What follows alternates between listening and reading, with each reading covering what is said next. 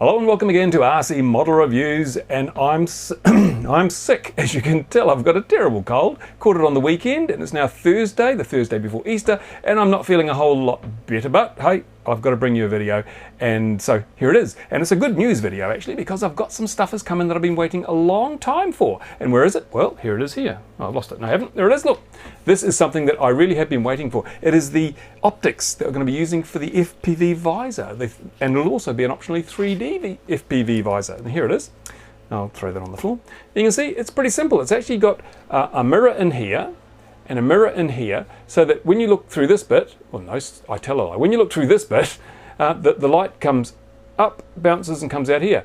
And so you end up with effectively having your eyes this far apart. So why is that useful? Why did I need this bit? Why couldn't I just put the LCDs out there in front of my eyes? Well, it's very simple. It's because the LCDs are too big. They're too big to go in front of your eyes. If you look carefully, your eyes have a spacing. It's called the interpupillary distance. Big words. IPD, often they use an acronym for it. So the IPD is the distance between the two pupils on your eyes when you're looking straight ahead. Now, you can't make your eyes go any wider than that. You can't look out beyond that. Your eyes can go in, you can get cross-eyed, so you can look at things that are closer together, but you can't look at things further apart and have the images overlap. That's where this comes in. Because I have the LCDs here, look at this, woohoo, here they are, a couple of LCDs, look pretty bare. And unfortunately, most people's IPD is about 65 millimeters, which is about that, as you can see. Now, these screens are bigger than that, so I can't get these closer together, or close enough together, for the center of each screen to be tied up with, or aligned with the center of your eyes. I'll try and hold them up so you can see what I'm talking about. See, when I put this here, they're actually a bit wider than I can get. The middle of the screens don't line up with the center of my eyes, okay? Which means I'd never get these images to overlap when I was looking at them through the FPV visor. So what have I done? Well, that's why I've got this. When I look through here, the center of my eyes effectively becomes the center of these windows, which is way wider than 65 millimeters. You notice narrow here, very wide here. That's the whole idea of this. So now what I can do is mount these LCDs, like one there and one there, and you'll be able to see the whole LCD and they'll overlap, the images will overlap, so you'll get a nice picture. Even better, we've got two LCDs. We can have two receivers, two cameras, we can have 3D. How cool is that? So that's where this is going to be used.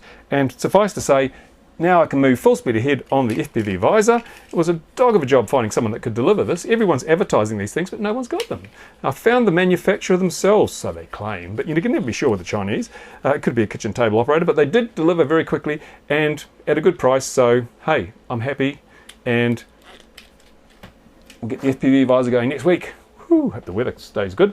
What else? Oh yeah, and of course I've also got my little glasses to use, because you still have to magnify the thing. So these are my, $2 shop they are here, little cheap glasses, 4 times magnification. These are available anywhere, another part of the FPV visor. So it all goes in a box, all gets put together next week, and you get to see how it works.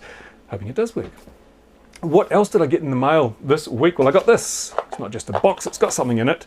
It's the new HobbyKing 700 TV line camera. Now the one from Security Camera 2000 is a 600 TV line camera. This is 700. Is it better? It also has a wide dynamic range capability, and it's done slightly differently to the 600 TV line one. So I don't know if this is better. I haven't tried it yet. I'll try it out on the weekend and we'll see what it looks like. I'll give you a video, I'll do a full review, and we'll decide whether this is better, whether it's worth the extra money, because it is more expensive. And it does look smaller, but it's not. It's just that the Security Camera 2000 one has an extra edge around the board, which makes it look bigger. You can break that off and get the small camera like this. So we'll have a look at the two, see how they go. You never know. You don't know until you try. So that's coming up, a review on that. That was sent to me by HobbyKing New Zealand. Thank you, HobbyKing New Zealand, for that. And I've got a box here stacked full with these things. UBECs. See that? That's a HobbyKing SBEC, UBEC. What does it mean? What's an SBEC? What's a UBEC? What's a BEC? Well, BEC stands for Battery Eliminator Circuit. UBEC stands for Universal Battery Eliminator Circuit, and SBEC stands for Switching Battery Eliminator Circuit. What does it all mean? Well, it means it takes one voltage on the input and it gives you a smaller voltage on the output. It's a regulator. It regulates the voltage, so you can put a 3-cell lithium pack on there and you get 5 volts out there. Piece of cake. That's all they really do, but there are some ins and outs. I'm going to do a whole video on UBECs and BECs and things and describe it all for you. But why have I got all these BECs? Why have I got all these? Why did I want all these? Well, they're going on the FPV backpacks, of course. And I wanted a range of different BECs because I wanted to see which ones are noisy and which ones work and which ones are big and small. So I've got everything from, I'll go through my stuff here, huge great big BECs like this, UBECs like this, down to tiny little UBECs like the one in this bag here. Little tiny wee one there.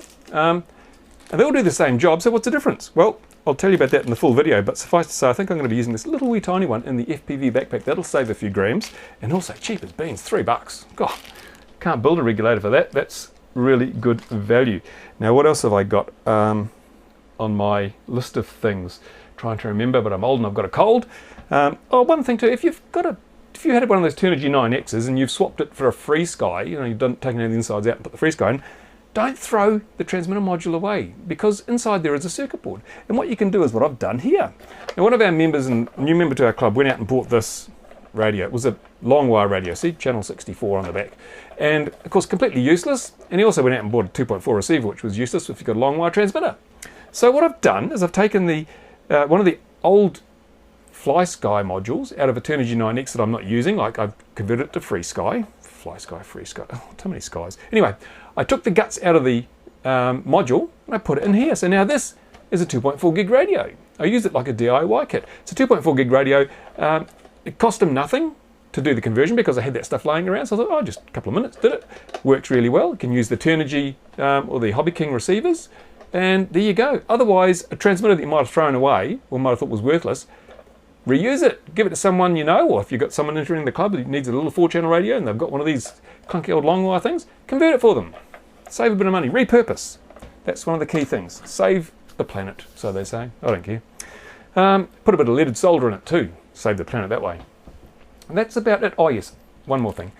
The backpack video, as I say, my computer's stuffed up. It's resetting itself all the time and locking up. So I think it's either a RAM fault or there's something wrong with the hard drive. So I'll have to have a look at it this weekend and see if I can get it sorted. But as soon as that's done, I'll have the web pages up for the FPV backpack while the other ones are rendering, the videos are rendering. And I'll show you where to get these modules from. You've seen these before. This is the receiver and transmitter modules we use for the FPV backpack and receiver, including the diversity receivers. These are cheap as beans. Several places sell them. I found several places that claim to sell them and don't, because when you order them, they say, we don't have them, or, price has gone up. But especially if you go through that AliExpress place, a lot of those vendors there are a little bit dodgy, I think. They claim they've got stuff that they don't have, and then when you send an order in, they dodge and dive and try and duck shipping times and things. But anyway, I found 2 suppliers that seem to supply really well, quickly, deliver the goods on time, the right goods at the right price, and I'll tell you where to get these things from, because that's what you'll need if you're building your own one. And also, of course, next week we'll have the winners of the already built up FPV backpack and the kit set one that you'll be able to put together yourself. And just sent the Gerber files and everything off to a board manufacturer in China who'll be making up initially just a little run 20 bare boards, and you can build them yourself. So I'll tell you where you'll be able to get those as well. And I think it works out at about $1 a board or something for the circuit board itself, and you put the bits on. And so really cheap as beans. And you'll also know whether to use this camera or the other camera, or even, I had something here, I've got one of those Seawolf Pixar cameras. See how that goes too. That's another high resolution camera for FPV. All coming up when my nose stops running and I'm not sneezing anymore and not coughing anymore. I've done really well. I haven't coughed once in this video. Thought I did pretty good. Thank you for watching anyway. And as I say, go to the RCModelReviews.com website, join in the forums, have a bit of a chat with everyone there. If you've got questions, ask them. If you've got knowledge, share it with those who have asked questions. And if you've got $1 or 2 spare rattling around your pocket, making holes in them, then go to the RCModelReviews.com website, click on the donate button and give it to me, because I'll use it to make all this cool stuff and tell you about it.